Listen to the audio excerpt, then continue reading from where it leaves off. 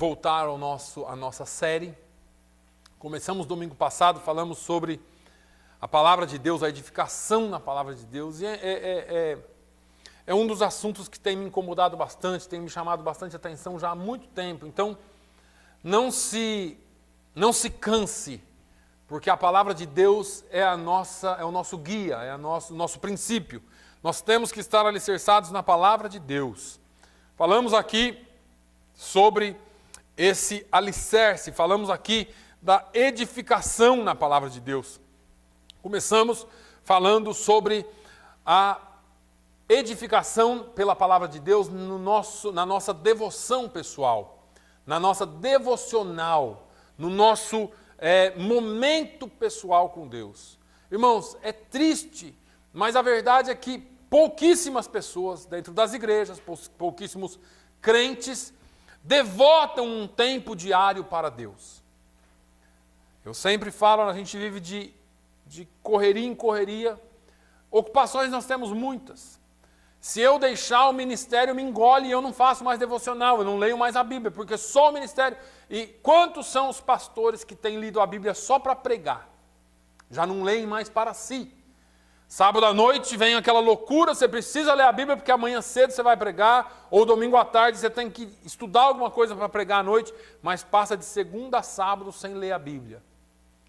E isso tem afetado as nossas casas, afeta as nossas igrejas, afeta o nosso relacionamento com Deus, afeta os nossos princípios, porque pregar é o mínimo. Nós precisamos ter essa palavra abundando, ou habitando em nós abundantemente, estando dentro de nós abundantemente. Então, eu falei que a edificação pela palavra na devoção pessoal, ou a devoção pessoal na palavra, acrescenta em nós o conhecimento. Irmãos, nós não podemos ser indoutos, nós não podemos ser incultos com relação à palavra de Deus. Uma pesquisa no Brasil revelou que, se eu não me engano, 47% só dos pastores de uma determinada denominação leram a Bíblia completa. Como que um pastor nunca leu a Bíblia inteira? Aí você prega o Novo Testamento todo, você prega algumas promessas de Deus no Antigo Testamento, algumas histórias do Antigo Testamento, mas você nunca parou para ler. Como que eu posso ter um entendimento completo do Novo Testamento sem conhecer o Velho Testamento? Pastor, aquele negócio de genealogia é muito chato, mas você tem que passar por ele para você saber onde que está baseado o povo de Israel, qual é a fundação. Dali veio Jesus. Nós precisamos entender isso. Então, tudo na Bíblia tem um porquê. Então, a devoção pessoal, o devocional pessoal com Deus, o seu relacionamento em oração e em leitura da palavra de Deus todos os dias, vai lhe acrescentar conhecimento. Você não pode perder de vista essa questão. Lemos 2 Pedro 3:18, que fala: antes crescei na graça e no conhecimento. E falamos por quê que Pedro fala isso. Irmãos, nós não somos os mais inteligentes da terra. Eu disse aqui domingo passado, Pedro fala assim, olha, o irmão Paulo, ele escreveu algumas coisas nas suas cartas, e essas coisas eram de difícil interpretação, e aí alguns inconstantes e indoutos pegam essas coisas e torcem a palavra, e prega do jeito que quer, aí aplica-se a interpretação pessoal, que é o maior perigo ao aplicar a interpretação na Bíblia. A interpretação bíblica não pode ser pessoal. Por quê, pastor? Porque a Bíblia é uma carta, é uma história. Eu não posso pegar a história e interpretar do jeito que eu quero. Eu não posso pegar uma carta que foi mandada e interpretar do jeito que eu quero. O máximo que eu posso dizer é falar, eu acho que ele está querendo dizer isso nessa carta. Mas será que era isso que ele queria dizer? Então existem regras de interpretação da Bíblia. Eu não posso simplesmente fazer de qualquer jeito. Eu também Não quero que você pense que a gente está dentro de uma caixinha de fósforo, porque individualmente a palavra de Deus tem o poder de falar com cada um de nós. Mas, e isso é uma tarefa, uma função do Espírito Santo. Mas quando se trata de uma exegese bíblica, eu não posso simplesmente falar o que eu penso, o que eu acho.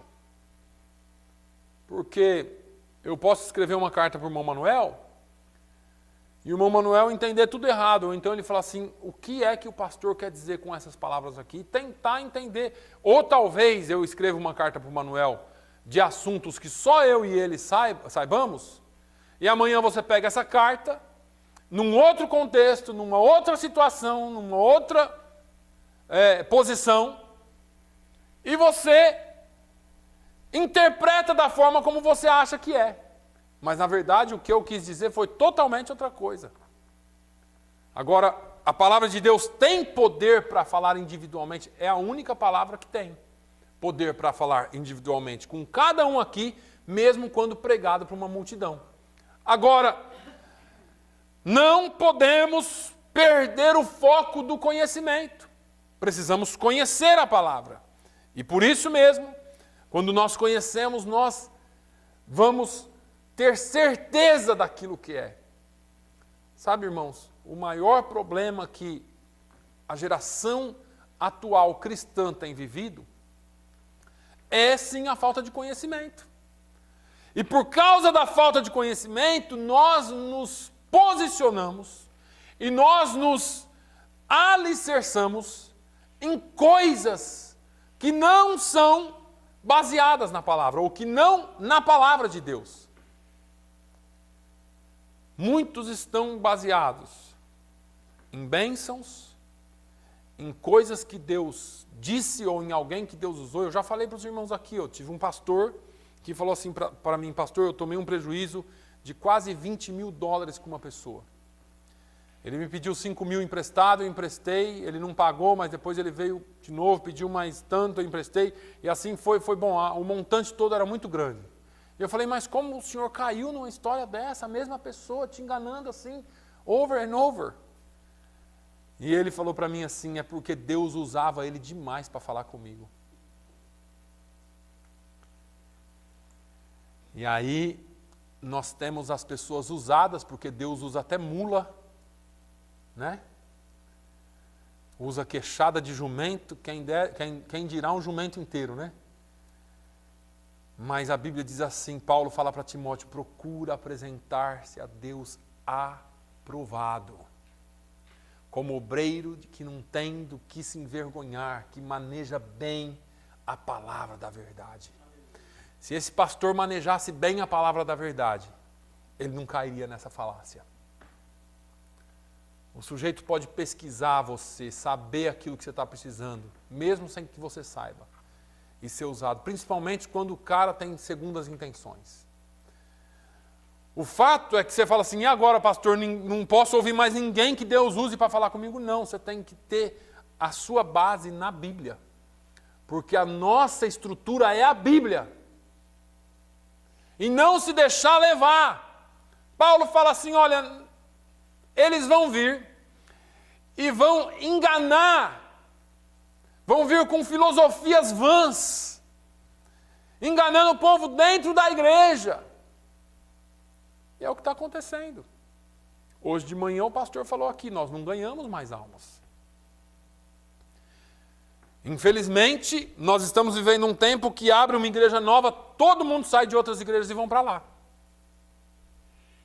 Mas não tem salvação, é pouquíssimo. O fluxo de salvação de almas é muito pequeno.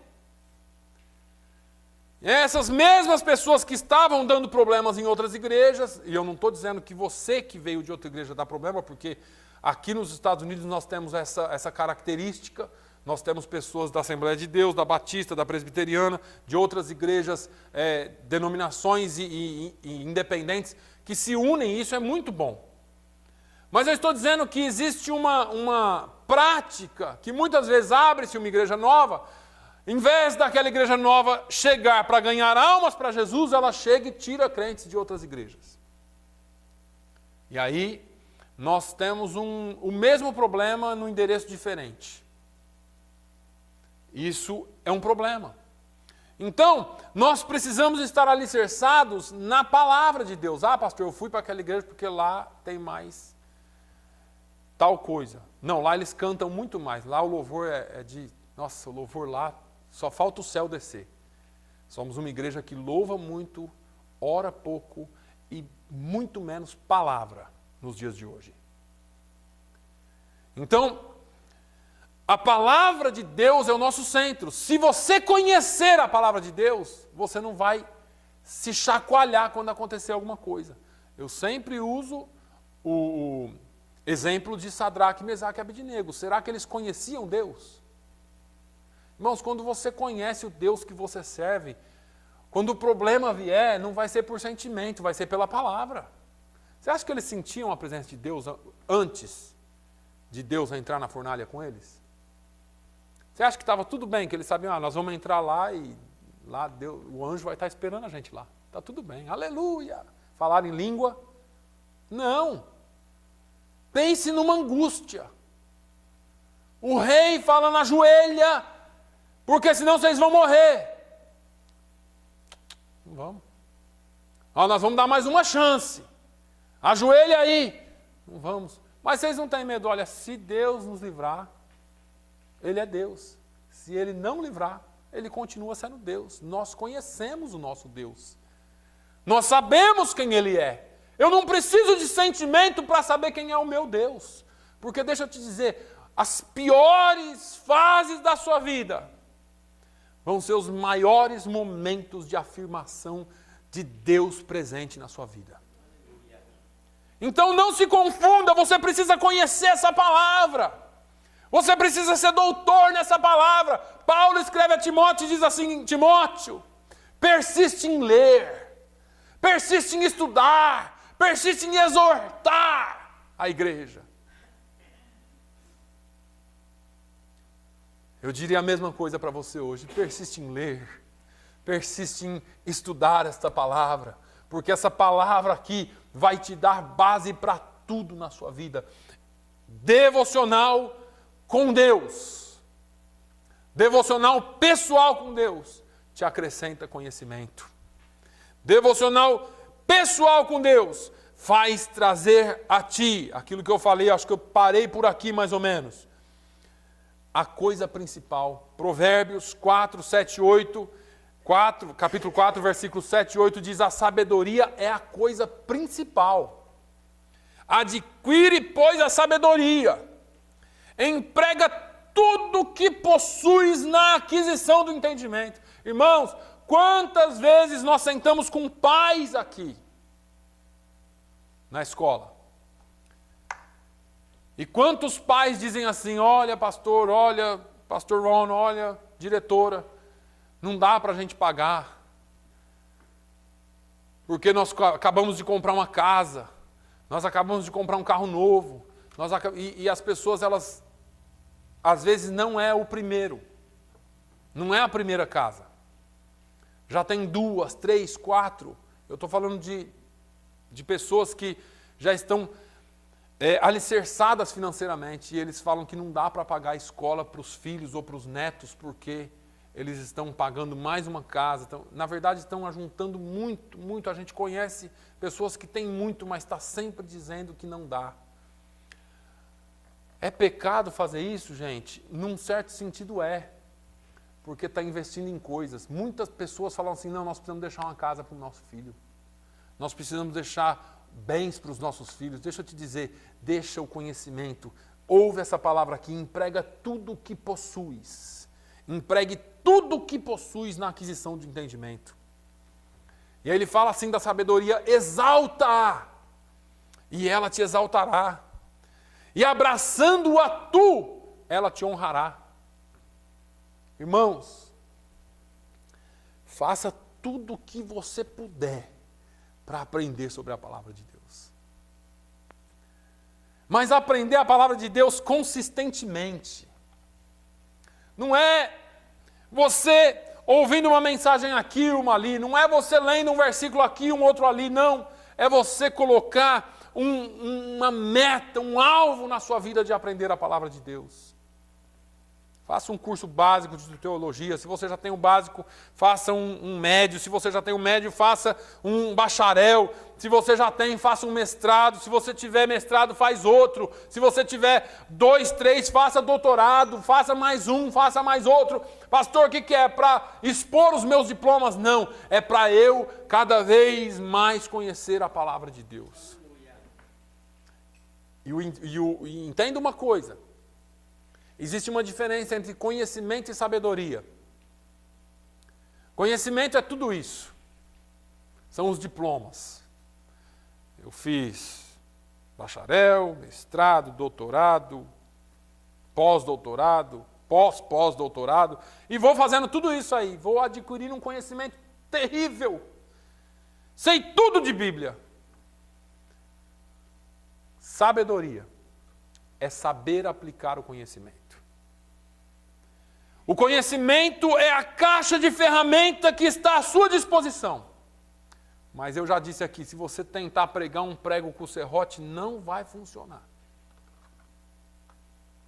Se você tentar serrar uma madeira com alicate, também não vai funcionar. Porque você tem as ferramentas, se você não souber a aplicação delas, não vai funcionar. Então você tem que aprender a palavra de Deus. O salmista Davi diz: escondi a tua palavra no meu coração. Esse é o conhecimento. A sabedoria, para não pecar contra ti. Eu uso a palavra de Deus nos momentos de dificuldade, nos momentos que eu preciso usar no meu dia a dia. É a minha base, a minha fundação, a minha sólida fundação. Eu caminho sobre ela. Porque quando vêm as questões da vida, ou no nosso dia a dia, nós estamos baseados nela. E aí eu sei a aplicabilidade dela, a aplicação dela. Então, isso é uma das coisas que nós precisamos fazer. Uma igreja que não prioriza o conhecimento na palavra, uma sociedade que não prioriza a educação, o conhecimento, vive ou está vivendo uma situação muito preocupante. Bom, nós temos exemplo. O exemplo está no nosso quintal de casa. Os brasileiros sabem do que eu estou falando, e os portugueses também. A nação que não prioriza a educação está fadada a sofrer. Priorizamos algumas outras coisas, educação não. E nós estamos vivendo quase que uma transformação nos Estados Unidos por causa da falta de educação nas escolas públicas. O número de pais que estão fazendo homeschooling é muito grande, ou escola em casa, é muito grande. Aumentou demais. Existem, para os irmãos que não sabem, existem grandes convenções. Todos os anos os pais vêm para aprender como ensinar os seus filhos em casa. Existem sociedades, associações, existem redes sociais só para quem ensina os filhos em casa. Para saber como funciona, como vai ter o diploma, como não vai, todas essas coisas. As escolas particulares cristãs, pelo menos da nossa região, fecharam todas. E as que não fecharam, tem uma ou duas que tem o nome de cristã, mas que não apresenta mais a Bíblia, porque senão perdem alunos. É essa a notícia que nós temos. Temos uma escola cristã numa cidade bem próxima aqui, e o nome é de escola cristã, mas a diretora disse: nós não podemos mais fazer chapel, e nós não podemos mais ter devocional todo dia, porque senão alguns pais tiram os filhos. E nós estamos passando por um problema financeiro muito grande. Eu louvo a Deus porque essa escola já entrou quarta-feira passada no 23º ano. E nós apresentamos a Bíblia todos os dias para os nossos filhos aqui. E nós ensinamos todos os dias a Bíblia aqui. E toda primeira quarta-feira do mês nós temos um culto para os alunos aqui. E Deus tem honrado essa escola, irmãos. Deus tem honrado essa igreja, esse ministério. É bem aquela visão mesmo de você é pequenininho. E tendo pouca força, não negaste o meu nome. Quantas grandes instituições têm já negado o nome de Jesus? Já têm se desviado do princípio da palavra de Deus. A ignorância, eu citei isso aqui domingo passado, é parceira da desonra. Se o conhecimento anda junto com a honra, se você ter conhecimento vai te honrar, se você ter sabedoria vai te trazer honra, a falta do conhecimento, a ignorância, ela anda junto com a desonra. Sabe aquela pessoa que você vê bem trajada assim? Nas reuniões, o sujeito chega, tem até um título, senta lá numa posição de honra, mas quando tem que falar, dá arrepio. O cara abre a boca, não fala nada com nada. Um dia desse eu estava conversando com uma pessoa, e essa pessoa falou assim para mim, eu já tenho mestrado em teologia, e por um acaso, eu não quero julgar a pessoa só por uma questão, mas foi lhe dada uma oportunidade e não saía, simplesmente não fluía, nada com nada. Eu não estou dizendo que o mestrado tem que te trazer esse conhecimento. Eu estou dizendo que não importa o seu diploma, importa a sua sabedoria. Quantas pessoas não têm diploma nenhum e são pessoas sábias? O fato é que você precisa aplicar isso aí. E eu vou citar de novo aqui Oséias 4:6, o meu povo foi destruído, em outras versões está sendo destruído, porque lhe falta o conhecimento, ou lhe faltou o conhecimento. Nós não podemos rejeitar o conhecimento. Nós não podemos rejeitar o conhecimento porque Deus disse, eu também te rejeitarei, porque rejeitaste o conhecimento. Não há honra onde há ignorância, irmãos. Então nós precisamos valorizar o crescimento na palavra de Deus. Eu lembro que eu já até fiz essa brincadeira aqui. Quantas vezes nós conversamos com pessoas e a pessoa fala assim, nossa pastor, o culto ontem foi uma bênção. Foi?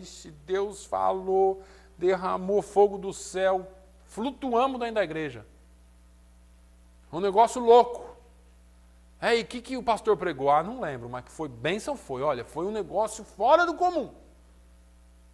E muitas vezes nós passamos por isso, porque as pessoas vão para a igreja para se descarregar. Vão para a igreja para sentir assim, eu quero ir, eu quero sentir a presença de Deus, eu quero chorar, e tudo isso você pode, mas você tem que estar atento à palavra de Deus.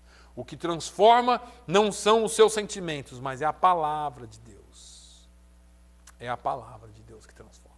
Então, nós precisamos ter essa questão em mente. Não é só ir para a igreja no automático. Sempre pergunto aqui, o que nós viemos fazer aqui hoje? Como está a nossa vida de oração com Deus? Qual é o seu relacionamento com Deus? O profeta Amós chama a atenção do povo em Amós 5, versículos 21 ao 23. Acho que eu já falei isso aqui também. Odeio, desprezo as vossas festas, as vossas assembleias solenes não me exalam bom cheiro. Isso é Deus falando através de um profeta. E ainda que me ofereçais holocaustos, ofertas de alimentos, não me agradarei delas, nem atentarei para as ofertas pacíficas de vossos animais gordos. Afasta de mim o estrépito dos teus cânticos, porque não ouvirei as melodias das tuas violas. Deus usa Amós para chamar a atenção de uma igreja que pulava, que dançava, que cantava, que sacrificava animais, que fazia coisas e achava que estava tudo bem. Mas a motivação era unicamente para vir, se encontrar, cantar, festejar, mas não tinha motivação de vir adorar a Deus. Eu tenho ouvido coisas incríveis, de igrejas que têm até discoteca dentro. Os jovens são atraídos aos caminhões para dentro da igreja. E são muitas luzes, e eu não tenho nada contra a igreja que tem jogo de luz, pelo contrário, mas são muitas luzes, são é muito som pesado, e eu não estou falando daqueles momentos, porque Deus usa a forma como Ele quer, eu não estou aqui criticando nenhum movimento, pelo contrário, mas eu estou dizendo que daquela igreja que consistentemente só faz isso. Não é uma coisa especial para atrair jovens, não é uma coisa especial que se faz. Eu me lembro de uma época da Igreja Renascer lá em São Paulo, que toda segunda-feira tinha um show lá de rock, e a gente ia, a molecada ia, eu ia. Gostava daquele negócio lá, né? Estava nos meus 18, 19, 20 anos, eu ia lá, gostava daquilo, aquilo era legal, salvou muita gente. Muitos jovens foram salvos naquilo, glória a Deus por aquele movimento. Naquele tempo foi muito bom. Mas se você pegar uma igreja que todo domingo, que todo culto faz um show, ao invés de pregar a palavra de Deus, alguma coisa está desbalanceada. Igrejas que têm um período de louvor de 1 hora, você fica até cansado de tanto ficar de pé, levanta a mão, baixa a mão, diz glória, e depois na hora da palavra é 15 minutos. Existe um desbalanço aí. A palavra de Deus tem que ter prioridade.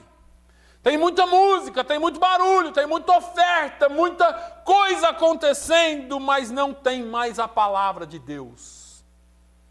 Em Provérbios, estou falando de devoção pessoal, irmãos. Provérbios 8 e 10. Aceitai a minha correção e não a prata, e o conhecimento mais do que o ouro fino escolhido. Por quê? Ele continua no 11.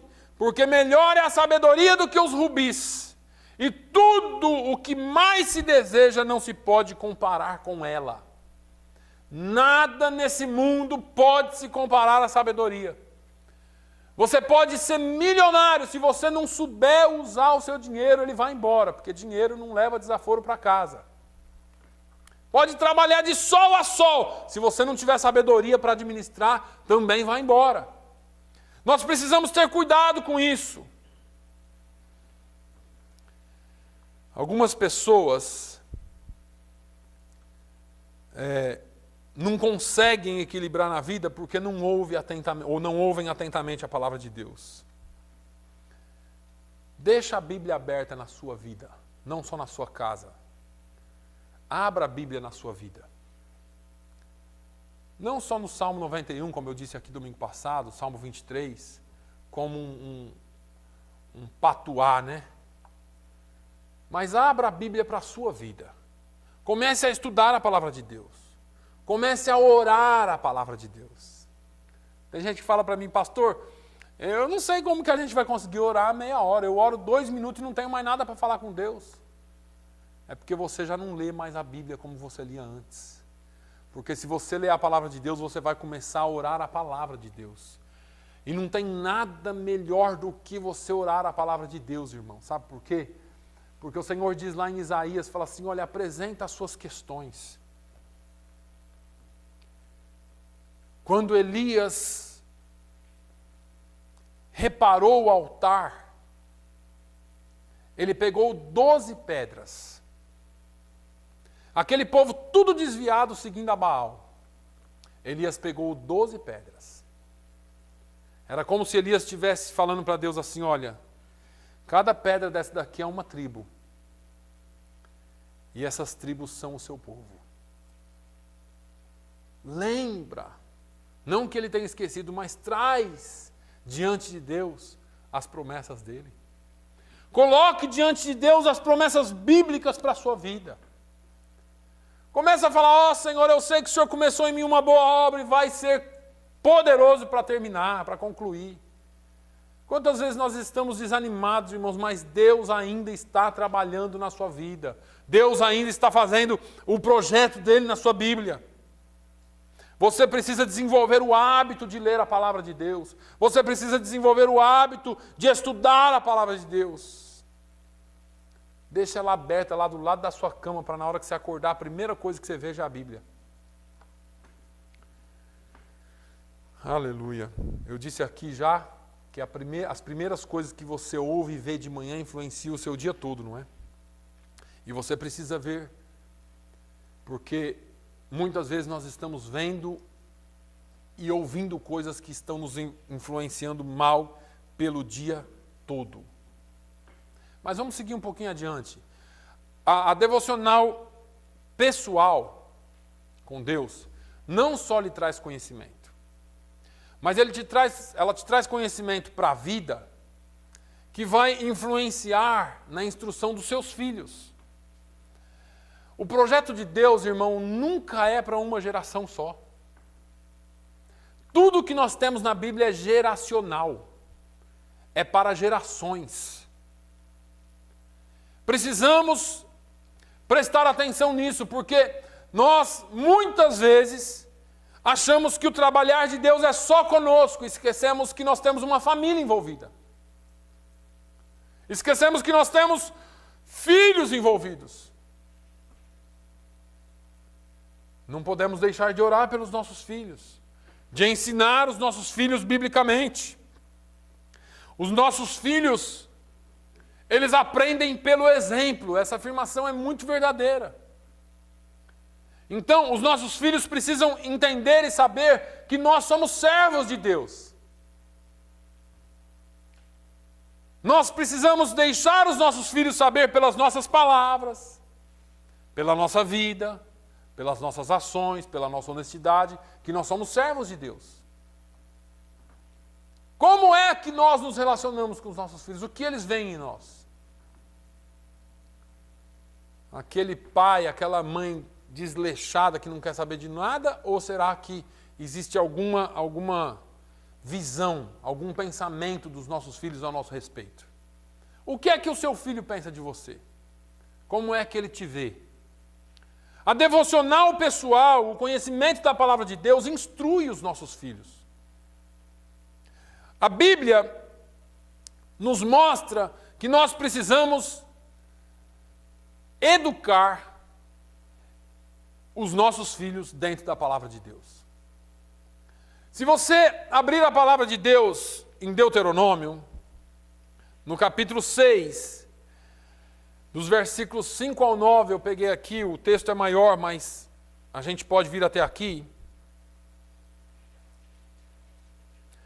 E deixa eu te falar uma coisa, como pastor, irmãos, Deuteronômio 6, como pastor eu tenho a obrigação de falar isso para você. Porque eu não me importo muito com a sua casa, com o seu carro, com os seus bens. Mas filho é para sempre. Então, não fique chateado comigo, mas eu vou aqui mostrar algumas coisas para vocês. Você precisa entender que lá na sua casa, você não tem um moleque danado. Você não tem... Primeiro que essas duas palavras são muito complicadas, né?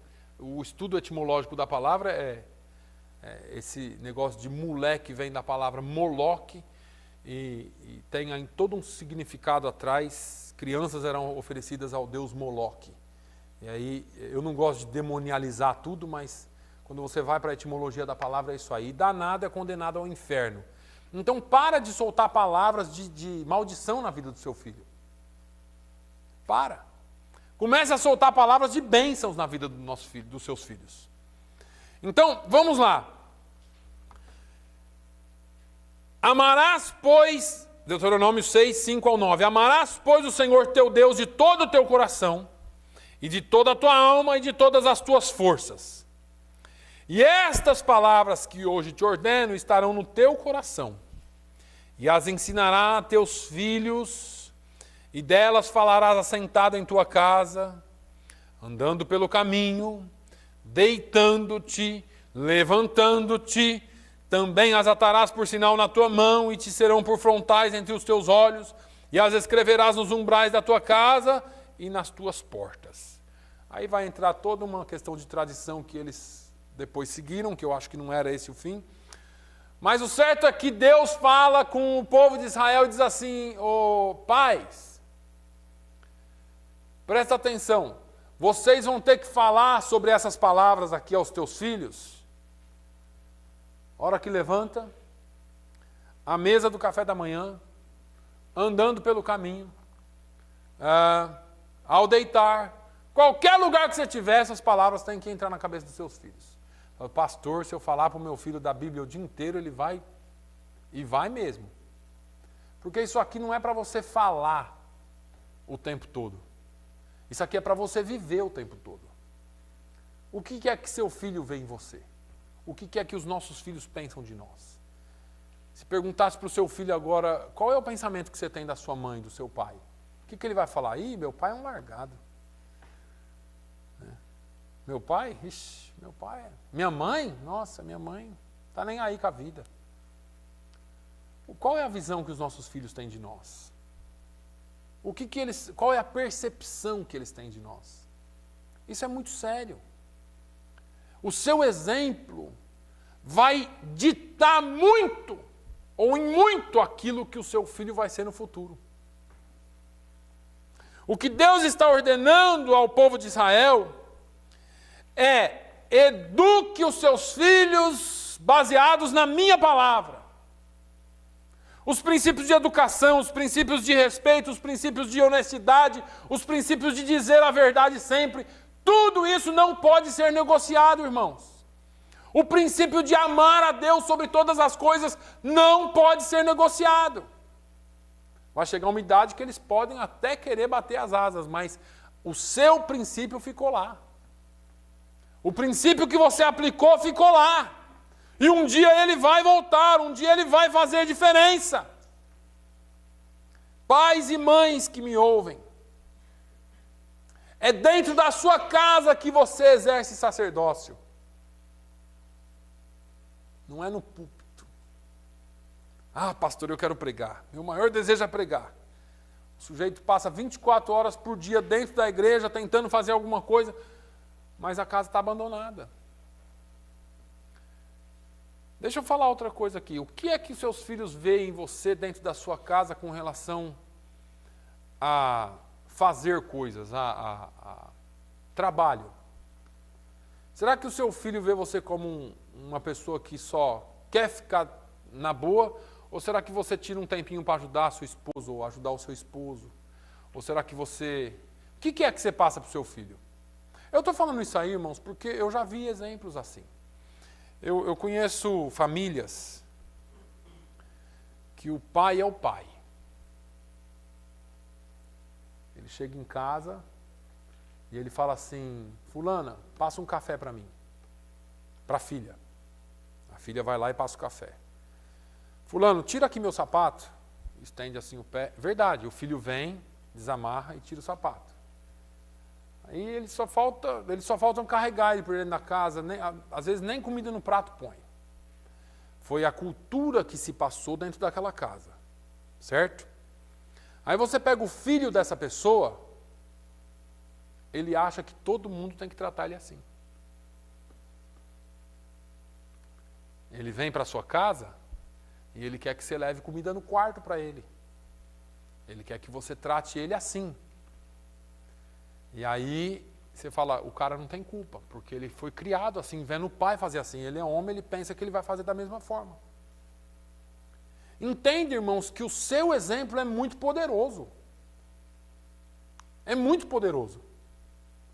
Quando você pega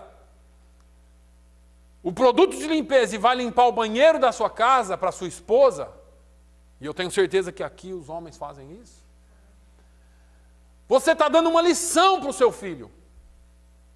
Quando você passa um aspirador na sua casa, você está dando uma lição para o seu filho e para a sua filha. Que eles podem fazer, não vai cair os braços fazer aquilo ali. São princípios bíblicos de educação, de respeito, de convivência mútua. Pastor, mas você vai pregar um negócio desse domingo de manhã? É, irmãos, é Bíblia.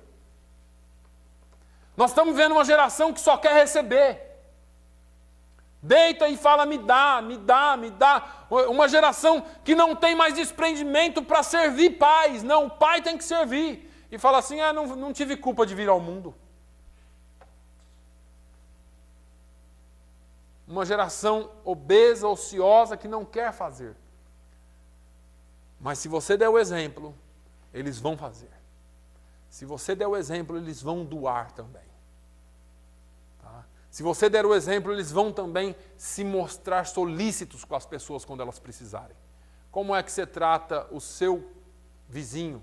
ou o seu próximo quando ele precisa de algo. Eu louvo a Deus, porque lá na minha casa a gente sempre recebeu, a gente sempre deu, a gente sempre foi abençoador e fomos abençoados. E nós temos filhos que abençoam e são abençoados também. Aleluia. Então, nós precisamos ensinar com exemplo.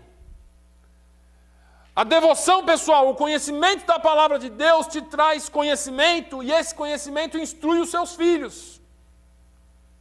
O sacerdócio é exercido pelo ensino, pela instrução, pela orientação, pelo exemplo, por ir na frente, por puxar a fila.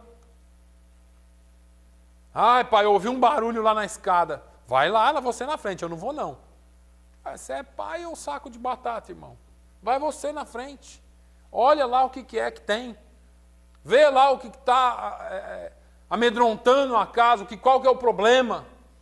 Nós precisamos ter dar um passo de exemplo aos nossos filhos. Lá na frente, quando eles não estiverem mais debaixo das nossas asas, mais debaixo da nossa supervisão, ainda que agora eles não queiram fazer tanto, ainda que agora eles não queiram pôr tanto a mão na massa, mas eles vão falar assim, não, meu pai fazia, minha mãe fazia, eu preciso fazer, eu preciso trabalhar, crie o seu filho com a mentalidade de que ele tem que trabalhar.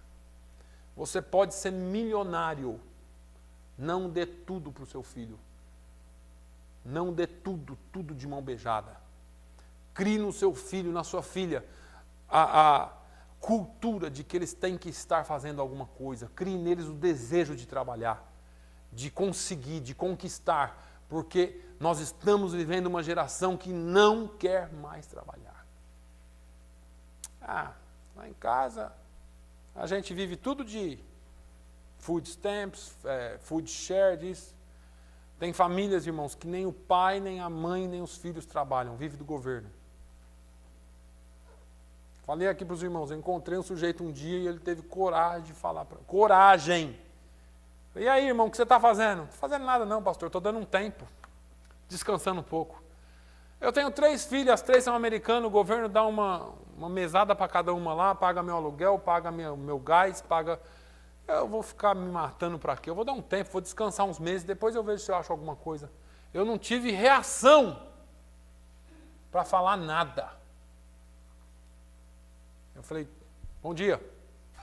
Nem a paz eu dei, só dei bom dia e virei as costas. E fui fazer o que eu estava fazendo, irmãos. É uma vergonha um pai falar isso. Como que os filhos crescem vendo um pai que não trabalha?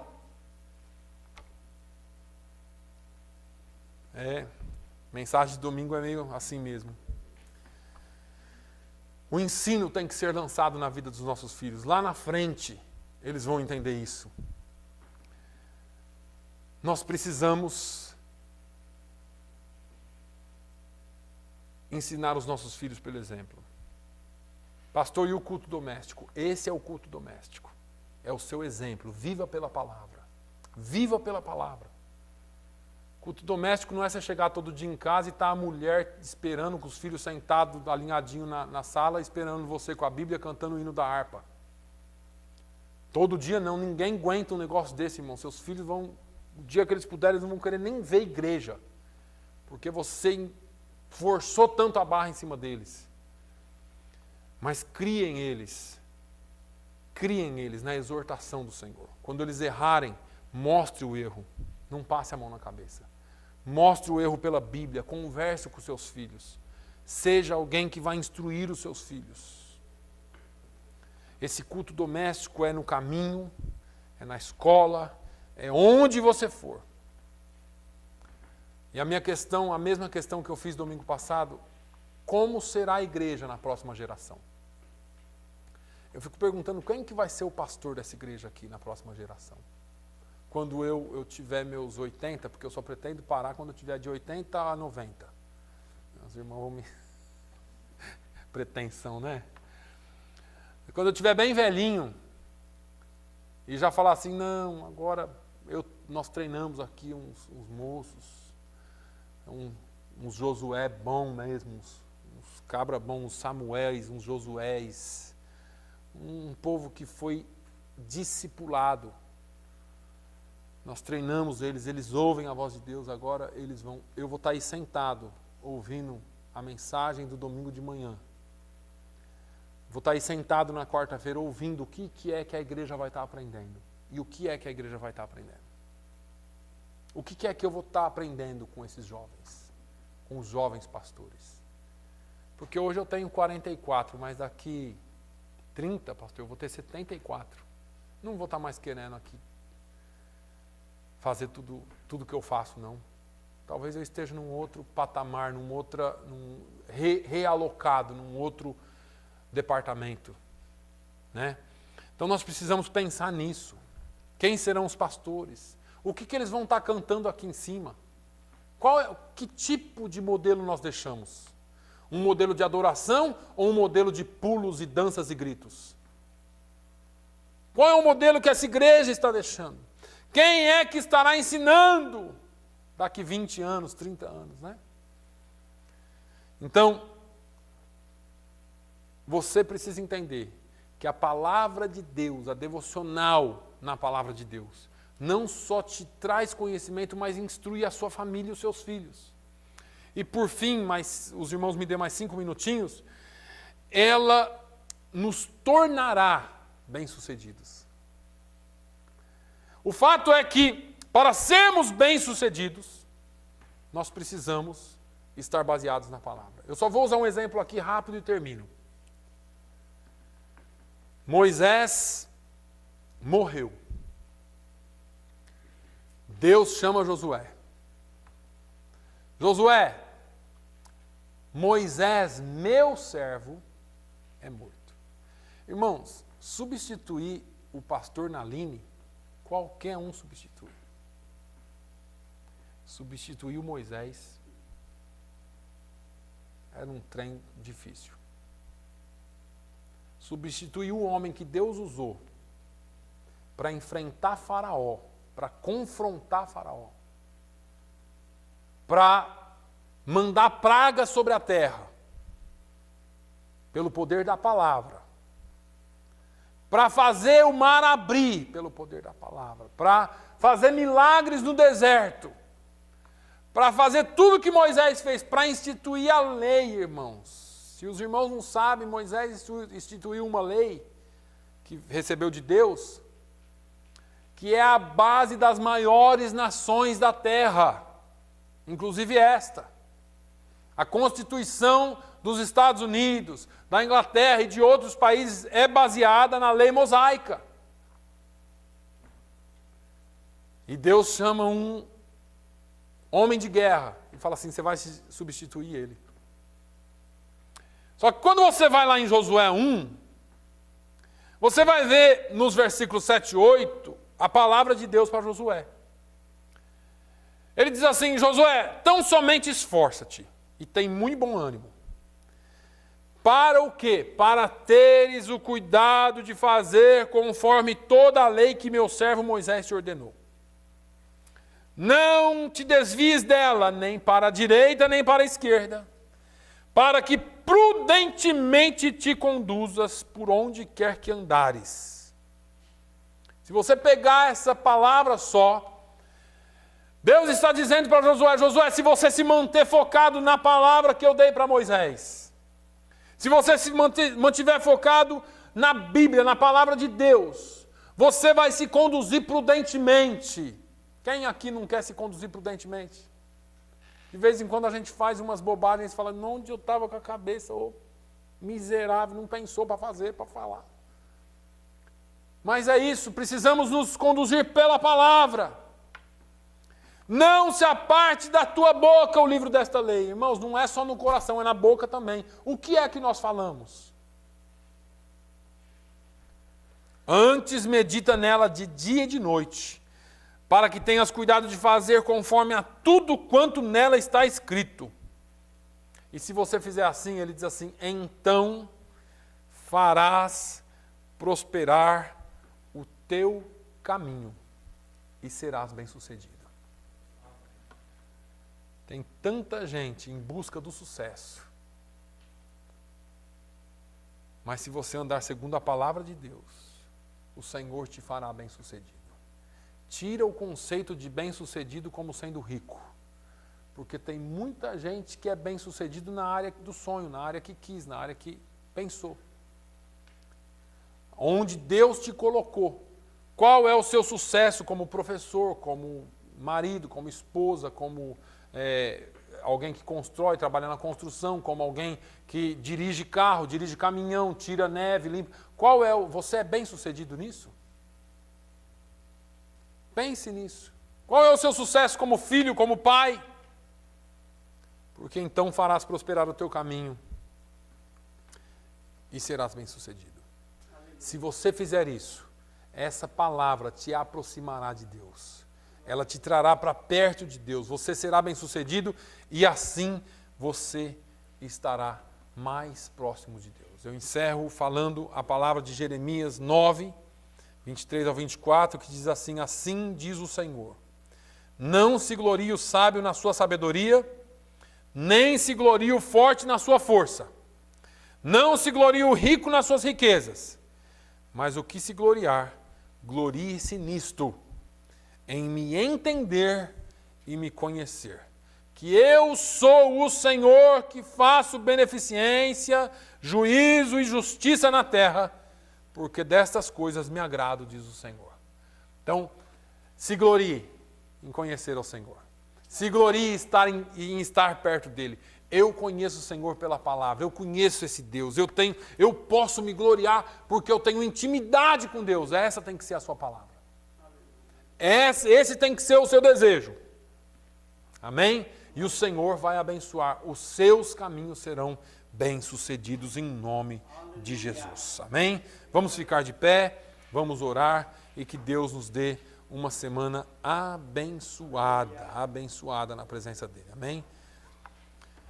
Antes de nós orarmos, irmãos, o culto é na casa de quem amanhã? Na casa da irmã Alzira e do irmão Antônio, o número 27 Omaha Street. 27 Omaha Street, na casa da irmã Alzira e do irmão Antônio Lopes.